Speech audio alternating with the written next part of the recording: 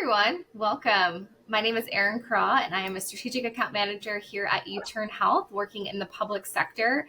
We have an excellent guest today. I'm so thrilled to have you on with us and to be sharing a little bit about your story and a new project you've been working on.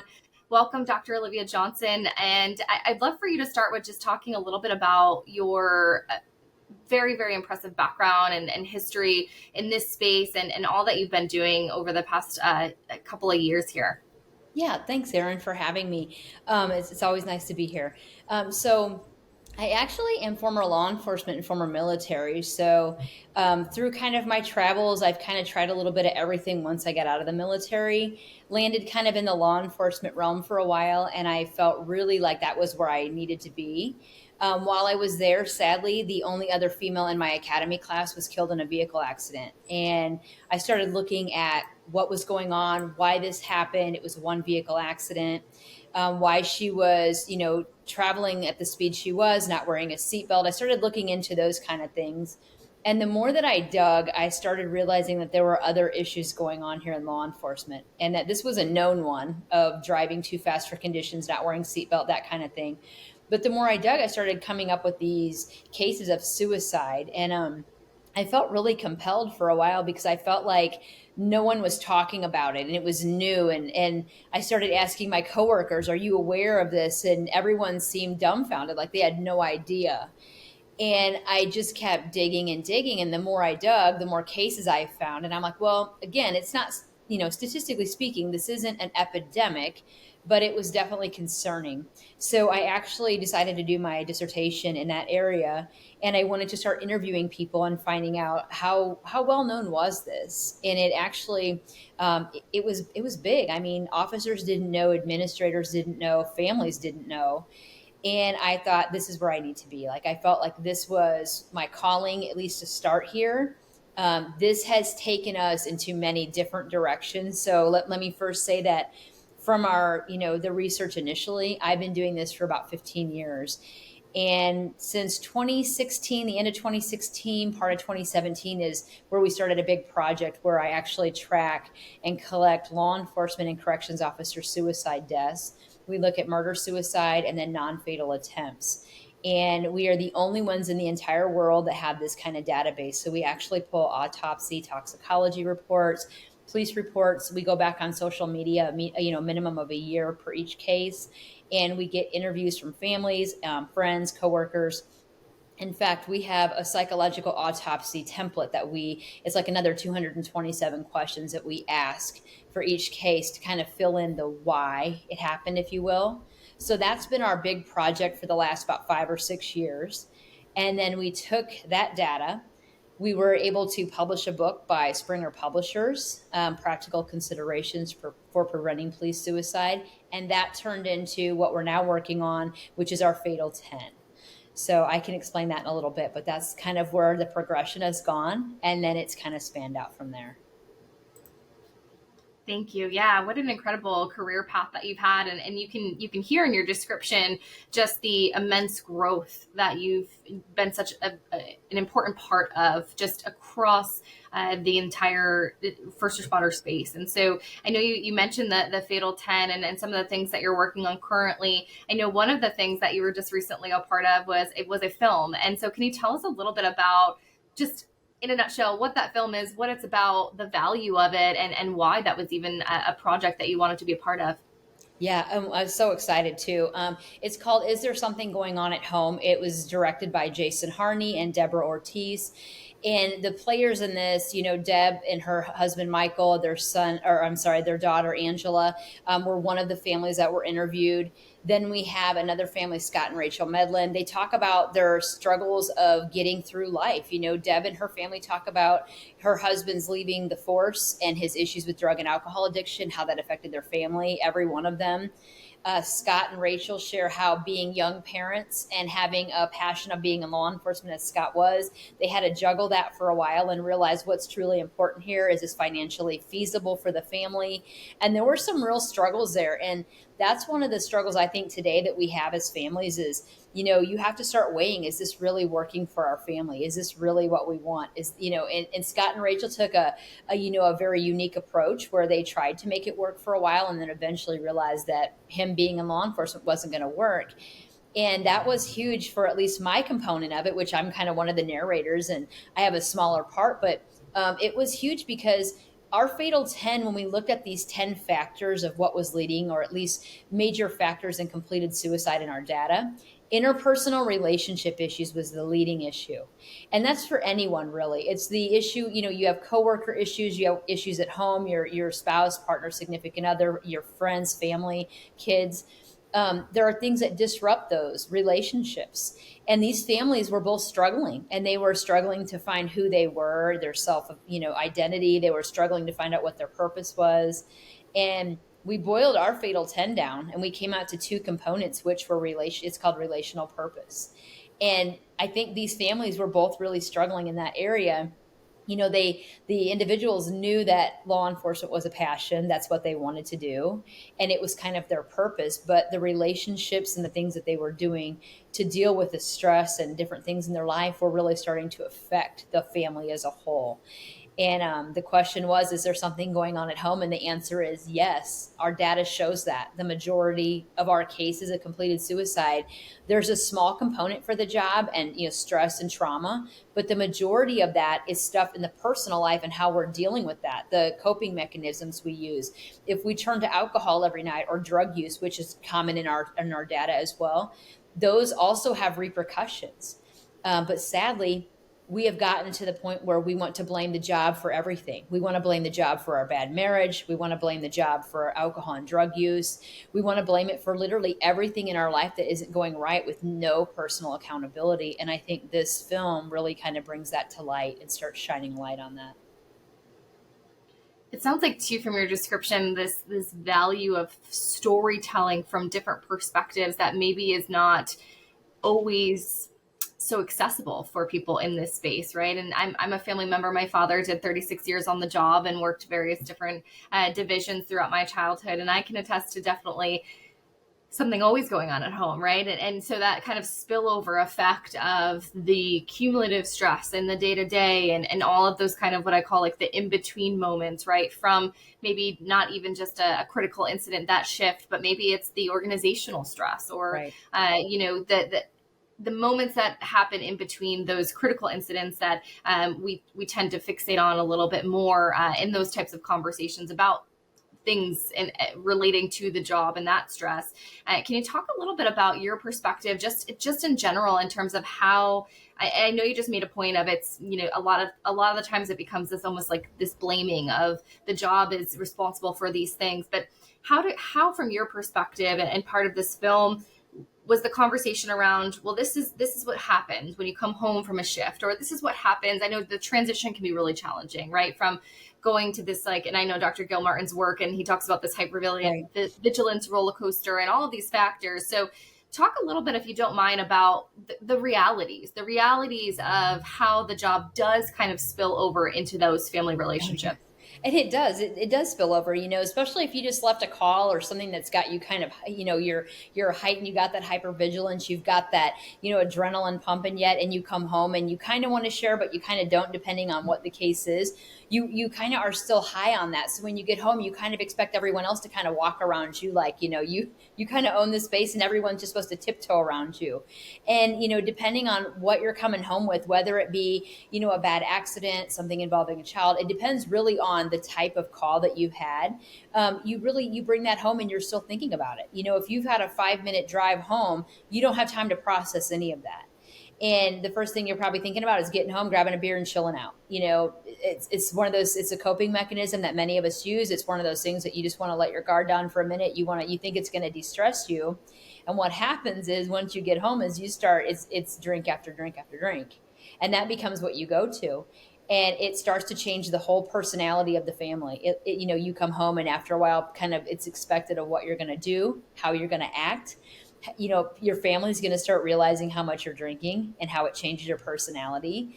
And over time, when you come home, it just is who you are now. Everything is kind of centered around you and what you do. I know I didn't have a lot of the time in service as far as law enforcement goes. I had 8 years military and just over 4 or 5 years in law enforcement. But, it's the idea that when I came home, my stories were fun and exciting. My husband works on generators. Nobody wants to listen to that. And like, that's not fun. Like that, the generator does nothing. And if it's broken, you fix it. So it would change the way that you would talk to your spouse. And it might have started out funny, but after a while, you're like, I'm so tired of hearing about that generator you worked on. Nobody cares what color it is. Nobody cares where it's at. It was just boring. So you start to tune out everybody else because what you think that they're telling you isn't as important. And it starts to really change the dynamic, especially between spouses and partners, to where they don't feel like they're being heard at all anymore. So it sounds like, Dr. Johnson, there's like this tension between wanting to share, but also wanting this space and this almost, I'm going back to Dr. Gilmartin's work here again, but that magic chair kind of concept, right? Like, I want my own space. I want this place where I can just kind of have a quote unquote sanctuary location. But then I also do have this like pull to share. Am I hearing that correctly? So it's kind of this like tension between the two. Yeah, and there's this like it's kind of this I don't know what the right word is to look for, but it's like this idea that you want to share some of it, but you're afraid to share too much of it. And Right. I always tell officers, it's like when you come home after a while and you come home and you're having a bad day and you snap at somebody, they're not going to go, oh, they must have had a bad day. They'll do that for a minute, and then after a while, they're like, why are you being a jerk? And insert other word here. That will become the new narrative now is why are you being such a jerk? And you don't see it. You just think you're having a bad day. You're entitled to be this way. So it starts to really change things. And what families need to understand is, we have a responsibility that when we come home, it's not okay for us to treat everybody else like crap because we're having a bad day. But we don't own that. We just kind of go, that's just who we are. And we kind of just fill that space. But, we need to step back for a moment and realize that until we share enough about our day and how it's affecting us and why it's affecting us, they're never going to understand why we're being a jerk. If I came home and said, listen, I had this really bad call and I'm just going to give you the basics because I don't want to share too much with you. It really affected me for some reason. And then I said, I just need a little bit of time. They'll understand why you're being a jerk. They'll understand why you might be isolating for a little bit. Your emotions are all over the place, why you need space 1 minute, the next minute you might be crying. Like if we shared more about what was going on and why it's affecting us, they would understand, why we're being this way. And the problem is we don't trust anybody. We have this major trust issue. And, we are starting to look at some of our new research is going back to the ACEs stuff. And it's like, everything that we are seeing is back there. That's where it starts. And it affects how we cope in life.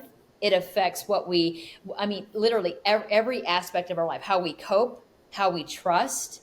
We already have trust issues. And I believe we bring a lot of that with us. But it's like, if I share something with you, I tell them when I train, if I share something with you that's personal to me and that it's been weighing on me for a long time and I feel like, okay, this is the right moment, I'm going to share this. And at the next argument, you take what I shared and you throw it in my face, I will never share with you again. So you immediately stop whatever I was going to do. It will never move forward again and I will never share again because now you've again showed me that you can't be trusted. So then they stop trusting everyone. And now they become so like literally just they're self-isolating. Like they don't know who they can share stuff with. They don't know how much they can share. Even their friends at work, they know there's a limit on what you can share and what you can't share. It's just an unspoken rule. I mean, kind of as humans, most of us have that. Like, when somebody's oversharing and you're like, oh my gosh, like that's just a bit too much information since I just met you. They know what that limit is. So they're scared to cross it. And what happens is they sit with it and they try to figure it out and they can't. So when they can't figure it out, they start drinking again. It's like back to this, it's like this vicious cycle. So that trust factor is something that obviously has come up in so many conversations with other first responders. And that's where my area of research has been. And my dissertation work looked at that as well. And I think too, I'd love to hear your perspective, and your thoughts on, where does protection come into that? Where is there this desire to also protect? I know just even I always say from my seat at the table, right? I'm picturing myself as a young girl at the dinner table and my dad just being totally disengaged. And I think a lot of that came from also this wanting to protect, right? The city that he worked in was pretty far from the town we lived in. And he did that really strategically. He didn't want us to really know what he saw on a day to day. He didn't want us to be part of that. And so, from your view and your experience, where does that component come into it as part of the stressor for the first responder? Well, I always wonder why so many first responders pick this line of work. And again, I think it goes back to the ACEs thing. I think that there was some kind of trauma there, and there's, and it's really shown up in our data. So we have, this narrative, which Dave Grossman calls, we talk about the sheepdog being the officer. We talk about the wolf being the bad people, and we talk about the sheep being the people. And I think you get these young people who've had some kind of traumatic incident, event, whatever, that has really shaped them. They didn't feel protected, and they grow enough to go, okay, well, I'm not letting that happen again. And I will find that they gravitate towards these first responder roles because they have power now. They've, and it really is, it's not just about protecting, it's about having power. They're taking that power back. And it can feel powerful to be able to do things that other people can't do, to hold, have a gun. It's like those, have arrest powers. Those are powers, but it's this protective thing that they have. But we also noted in the data that there are also people here that wear the badge that shouldn't be here. And there are wolves in sheep's clothing, so to speak, or in sheepdog's clothing that are doing bad things that they shouldn't be doing. And again, we can go back to childhood and look at some of the things that have happened to them and go, holy cow, this lines right up with where we're at. Like, for example, in our Fatal 10, one of the components that we looked at were officers who were under investigation at the time that they had taken their lives. There was a small percentage that had been under investigation for an officer-involved shooting. They were merely waiting to be cleared. There was no wrongdoing noted. There was just, they were just waiting for literally just things to happen, and they were going to move back into a space of going to work. But due to isolation, heavy drinking, a lack of support on and off duty, they weren't getting what they thought they needed, and sadly, it did not end well. But the majority in that, fatal 10 factor of being under investigation were sadly under investigation for child sex crimes. And I kind of sat there going, okay, I sat with it for a minute. I go, okay, this group is small, but it bothered me enough to go, wait a minute, how do you get someone who says they're going to serve and protect, and then you have someone that's literally a wolf among the sheepdogs doing these bad things to people? And it bothered me so much that I said, we've got to look into this. There's something bigger here. And we started looking into it. And there was a couple studies done where there had been over 1,000 cases pulled from outside people doing research. And I'm almost up to 1,000 myself right now with cases that include, child sex crimes, pornography, whatever. And I just went, how could this be? How could these people come in here trying to protect, and then they're doing exactly the opposite? And I found, again, they were blaming the job. A lot of them were blaming the job, saying the job was stressful. People didn't like cops. And I'm like, how does this even make sense? Right. And then, we start kind of looking at that whole Fatal 10 a little bit differently, going, you know what? We have human problems. I'd love to talk a little bit more, just circling back to this really valuable film that's out now to help bring awareness to these families that might be struggling, who maybe don't know why they're having such issues, or why it's this consistent battle of transitioning home from shifts, or just dealing with those day-to-day stressors in combination with this very stressful job. So talk to me a little bit about just the storytelling and the value of having this film, and where you see it being really beneficial for other first responder families. What is it really doing? It is such an impactful project. I had the absolute pleasure of learning more and more about the film and all of the stories that are incorporated in it. And I really believe that it's going to be really impactful. But tell me, from your perspective, just being a part of it, what this is going to do for first responders and their families. Yeah, I think one of the most impactful pieces, I think, for me, looking back at it, was the Ortiz family, was Deb, Michael, and Angela. When Michael shares his stories about how he kind of got where he is and how the drug use happened, the alcohol issues, I think initially he really struggled with sharing that. It was one of those things that carries a lot of shame, judgment. It's just part of, how these things play out. But I think the biggest part of that was explaining to him that, there are other people struggling. And this isn't a story of of, all bad things. I mean, from this, they become a stronger family.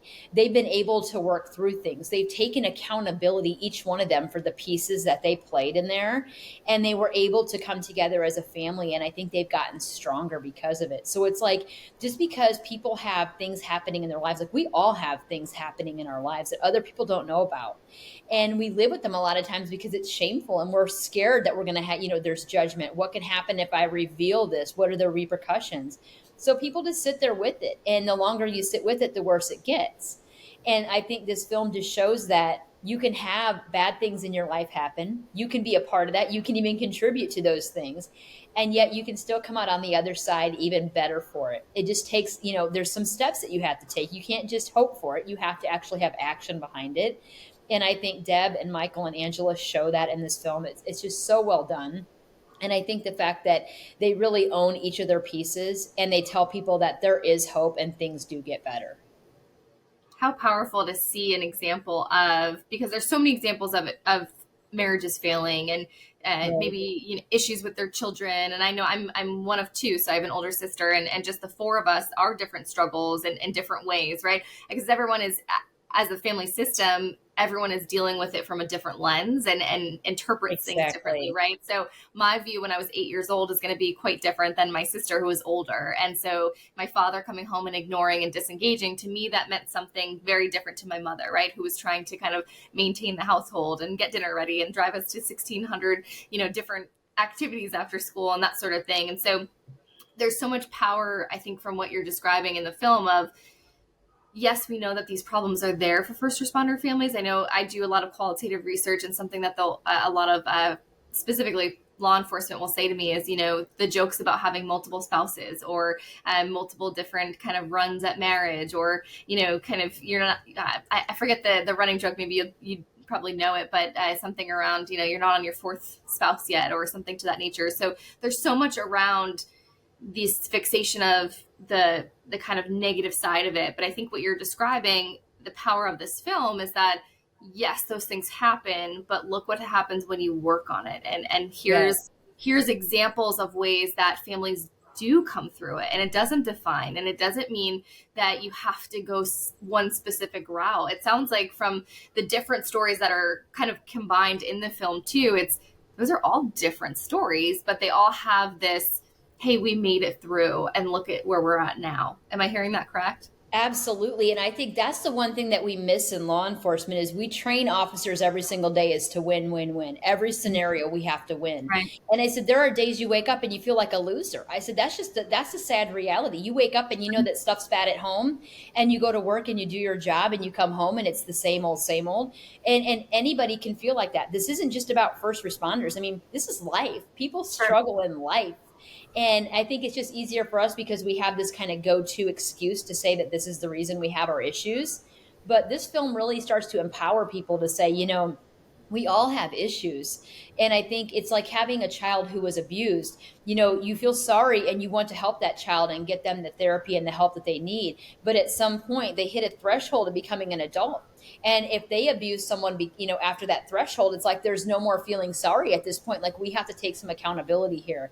And it's the same kind of concept. Like you can have these issues, but when they start to become everybody else's issue, you have to take a moment and look at it. And it sounds like that accountability piece is for the whole family too, right? That whole family system is saying, the spouse of that first responder also having that conversation, and the kids voicing that, right? I know it's hard as a child because, to your point earlier, you don't know why they're coming home that way, right? I mean, especially as a young girl, I had no idea. My dad was Batman. If you asked me what I did for a living, he was Batman. Like there would be no stress. He was just, perfectly invincible, which definitely plays into that kind of perception, right? That expectation. Right. And so now you have these different family members that are kind of struggling in different ways. And it sounds like that accountability component is not just, for sure, partly on the first responder, but it's also on that family unit, right? Who are we beyond a first responder family and just a family sometimes too? Yeah, I mean, are you enabling them to do this? Are you part of the problem? Are you part of the solution? And I think, everybody owns that. If you want them to get better and you want things to change, everybody has to own a piece of that. Sure. And Yeah, and Erin, you had talked about, the kind of fighting for that marriage or that relationship, and I think, as I stated earlier, we really are taught to fight, and win every day at our job, but we don't teach our officers how to win at home. And I think I brought that up in the film too. Is there should be a win-win here. Both sides should be getting what they need, but sadly what happens is over time, when those relationships, they wear down, there's a lot of just distrust, there's a lot of even hate is a bad word to use, but there's a lot of that sometimes in relationships where you're just so upset with the other person because you don't feel like you're getting what you need, that this it starts to draw both people apart, and you really aren't wanting the best for each other, and neither one of you is really getting what you want anymore. So it's like, I think we need to start teaching in our academies and in our agencies how to make that win-win at home. There has to be this line of, you're not just winning to come home at work, because if you come home and you live through something at work and you're going home somewhere that you don't feel as safe and stable and happy, what's the point? You're going to have officers putting themselves at greater risk at work because they may not want to go home. So we've got to make sure that we're teaching them how to win at both places. Yeah, it sounds like Dr. Johnson too, that this notion of wellness kind of plays into that too. There's so many components of wellness that I think are pretty often overlooked. And I'm just talking across industries, right? We tend to focus Yeah. on your health and your well-being, and we think of that as your physical, right? And starting to see some progression toward this like emotional mental health.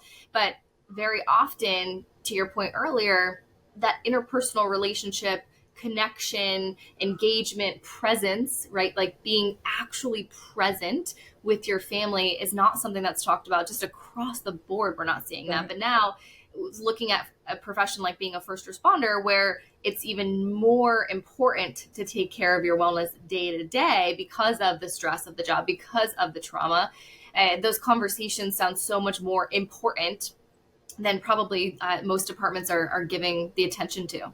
Yeah, I mean, wellness, we look at wellness as a component of safety. If you're not in the game, psychologically, physically, emotionally, you're putting everyone at risk, including yourself. And we see that across the board. So our fatal 10 has really taken on a life of its own. So we're now looking at construction workers. And, when we look at suicide among construction workers, just their health and wellness in the day to day, they're putting themselves at risk in many of the things that they do, being in high places, working alone. They have a lot of the same risk factors that our police officers do, but their means of suicide are different. Not much, but different. They're more encompassing, but we have to look at a level of safety for people working and those around you. People that have an indifference to life and death, when we talk about suicide, or they have suicide, ideations or whatever, they're not necessarily thinking about the safety of other people, let alone themselves. So they may inadvertently put people at risk. Our cops may be driving too fast for conditions, not wearing a vest, not wearing a seatbelt. Construction workers may not be using the proper equipment, the proper harnesses. They may put themselves at additional risk. And what, they're not thinking at the time is they're not thinking about other people.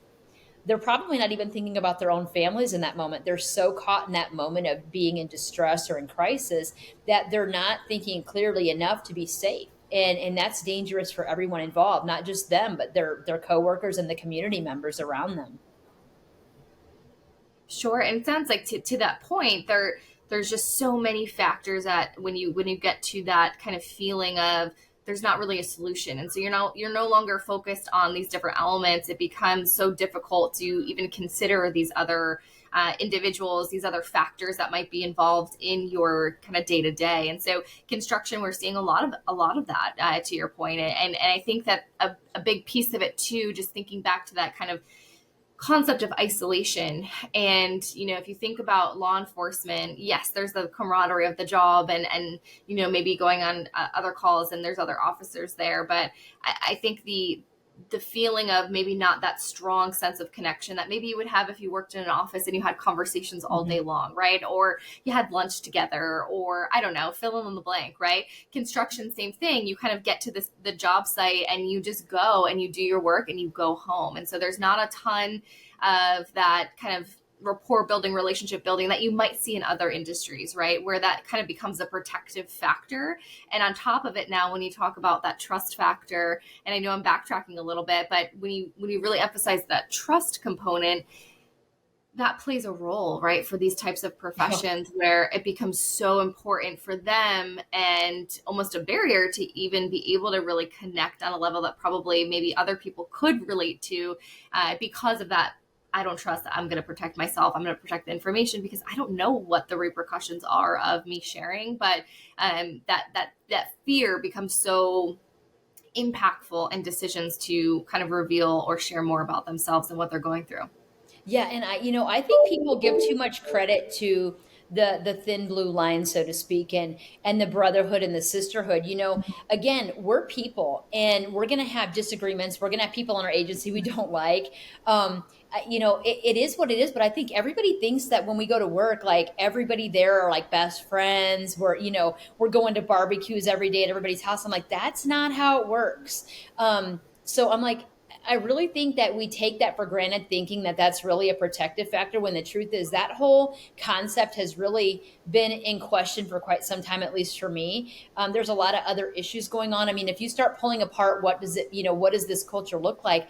You're going to have the same things that you have everywhere else. You're going to have a culture of bullying. Call it what you want. There's an undercurrent of it. There's going to be sexual harassment. There's going to be all kinds of things going on, just as there are in any other occupation. And yet, we kind of minimize that behavior and act like it's no big deal, like it's not really happening. And there are people in your agency that really don't feel like there's any connection to the people they work with. They go there, they do their job, they go home. So Right. they're not really using that. Sometimes that's the opposite of a protective factor. That's something that's leading to their stress to begin with. The same thing can be said in construction. There's bullying. There are all kinds of things going on, harassment of people that maybe, especially with males, that see another male that may not be as masculine as they think that they should be, or they do something and they start to pick on that behavior or pull that behavior out. So it's the same things that we see other places.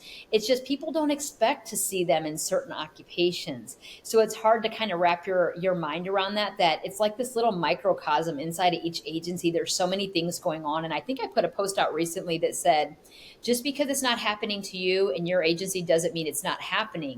And it's like, you could be struggling with something. You could be struggling with something that's, a racism issue, a sexism issue, a harassment issue, whatever it is. You could be struggling with that on your own and getting different treatment from other people. And yet, someone on your shift might not even know that you're dealing with it, or how bad it is, or that it even exists in your agency, because it's not happening to them personally. So it's like we don't quite understand the culture, because it's just so weird, and it's so hard to understand unless you're in it. And each agency is unique to it, itself, and how the administrators react, and there's so many other components. It sounds like too there might even be those differences across teams and divisions. It's there's so many Absolutely. those layers. I'm just picturing like an onion. You're peeling back all of these layers, and yes, the outside might look a certain way, and maybe leadership views it a certain way, but boots on the ground might kind of disagree, that sort of thing. And I feel like, to your point, just an extension of what you were saying, it's important to highlight too those day-to-day messages. That's something I talk about a lot in the research space. Is I explore what the reality of those messages are, right? Those messages where it's a pat on the back and they say you're good, right? I mean, you're literally telling the person they have to be good. So the message to them is like, I better be good, right? There's no opportunity for me now to kind of share and speak, and the more that they hear mental health and how it's important, and to talk about it, until you get down underneath like the reality of what the conversations actually sound and look like, it doesn't really matter if you're kind of promoting it once a month or saying that you have an EAP, because if those in between moments that I always refer to, right, what goes on behind the scenes, if that conversation between peers is always like, oh, you're good, like pick yourself up, you're fine, then offering services and offering support external to that, it's not going to hit, right? They're not going to be feeling like they can utilize it, because those messages day to day are the pure opposite. And so I don't know if that makes any sense in terms of what you were talking about, but I just feel like that came to mind of a lot of the work that I've done recently is exploring those messages. Like, what do you hear from your peers? What do you hear from the organization on the day to day? And it's pretty remarkable to see the difference between an agency wanting to promote health and wellness and do all of these things, but then when you look at the reality of the conversations day to day with their peers, it's kind of going against that. So so you're on this big kind of range of being You are. helpful. Yeah, and I think a lot of times, and this is just me personally speaking, those services are offered to check a box. It's a cover your ass. It's what it's cover the agency, it's provide something, we have to do something. And I get that because you do have to provide something. But I Hmm. think after the check the box provide something, they just don't know what to do. And I, Right. and I think it's kind of and I can't blame all administrators either, because you can offer a million services. You can say it's completely Sure. confidential. Here is a number. You can call me directly. I will get you someone, and they will blame everybody in America why they can't call. And I'm like, so we can't sit back and say, well, our administrators aren't doing enough either, because there Sure. are plenty of resources. I can't tell you how many resources we have. We have too many. In fact, we probably don't have enough time to vet as many resources that are out there saying they're helping first responders.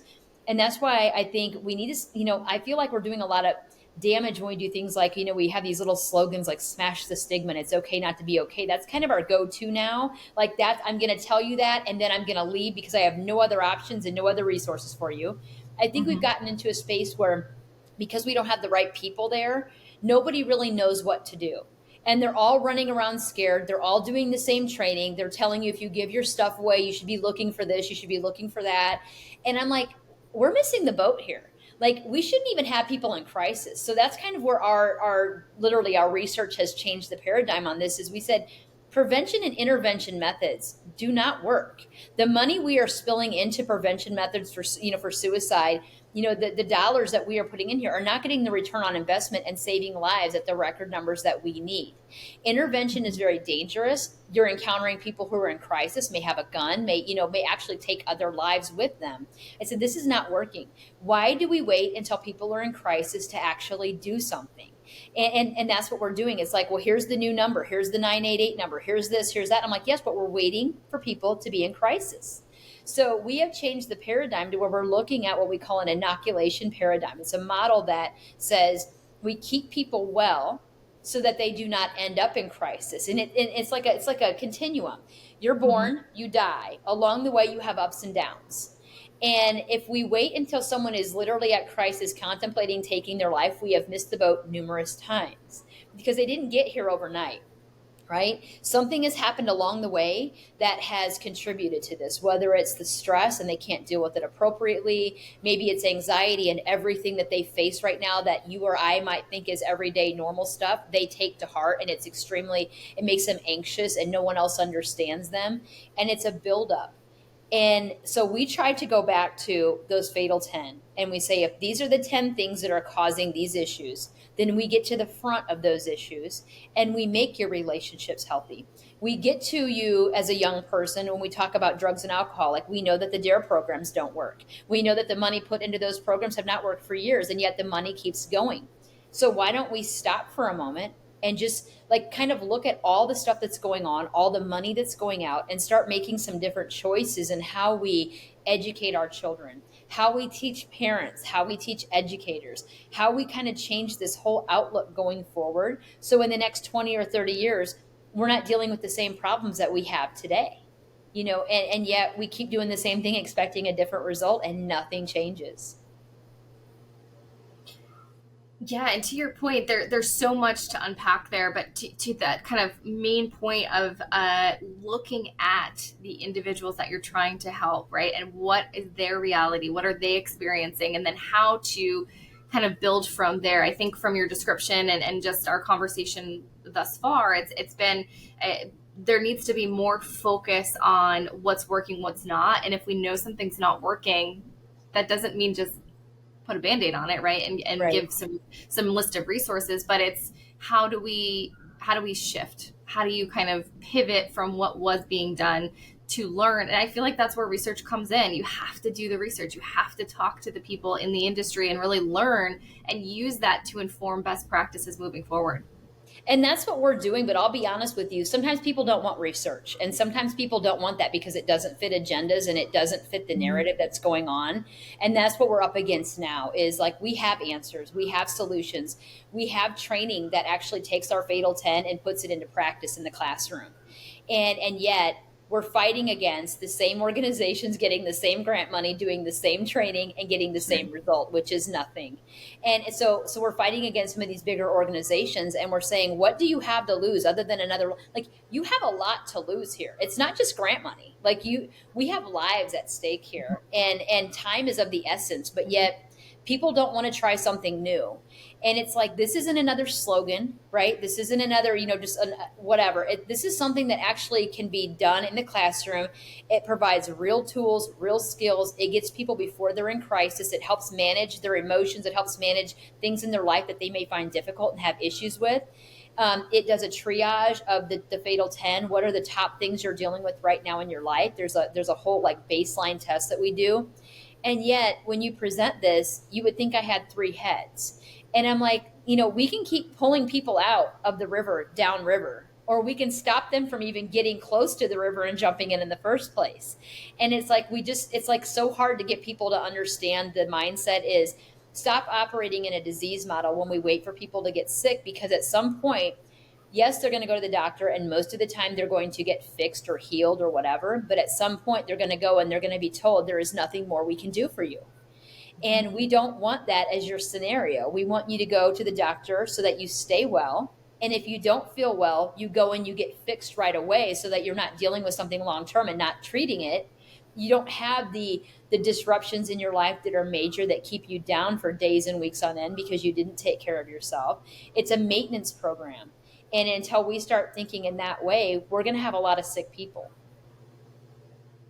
And that's a model just across industries that we're seeing. And now you're talking in a profession where, there's already so much pushback and so many barriers and hoops and whatever, fill in the blank that you want to, the term you want to use, but there's so much it sounds like, to fight through. And so just to kind of wrap up here, I know you've been absolutely incredible in just describing kind of what the main issues are and what you're facing. And as you're trying to really change the narrative, it sounds like, for so many first responders and their families, what are some next steps? What are things that are kind of your focus as you move forward to kind of shift? And I know that it sounds like such a large endeavor, but what are some key next steps, some key takeaways from our conversation today, and ways that you're trying to kind of push forward in the work that you're doing? Well, I think one of the big ones that we're starting to push is with agencies is stop rewarding bad behavior. And that means, start looking for those people that are doing things right. For this number of suicides that we have, we still have thousands of officers that are doing things right. And they're having a career that's, that runs 20 or 30 years, and they're healthy and happy. They have ups and downs, but we need to start rewarding those people. What's happening is the whole tables are turning here, where we're actually paying out on suicide deaths right now as line of duty in certain cases. And I think we're rewarding that behavior where we may have more, sadly, in the future. So we're trying to say, listen, let's look for the people that are doing things right and reward the good behavior, the healthy choices, the self-accountability. They're still going to do things that aren't, necessarily right. They'll get in trouble and they'll do certain things, but we got to start rewarding that good behavior so that we keep it happening over time. And I think just telling people that these are humans. We are all human. I mean, regardless of the occupation, you're going to have issues. And if you're not well and you're out on the job and you're doing things, you're not always going to make the best choices. And that's not to say that when you do something wrong that you can start blaming the job for everything. I think when we start taking some accountability for our actions, then we start to see that we have things to work on. And we all have things to work on. And I just want, I want officers and first responders to know that I don't want you just to do a career or do your time here and then eventually go back home and hope for the best and hope that, things work out. I want you to be happy and healthy, and I want you to enjoy what you've worked so hard for and what you've sacrificed for.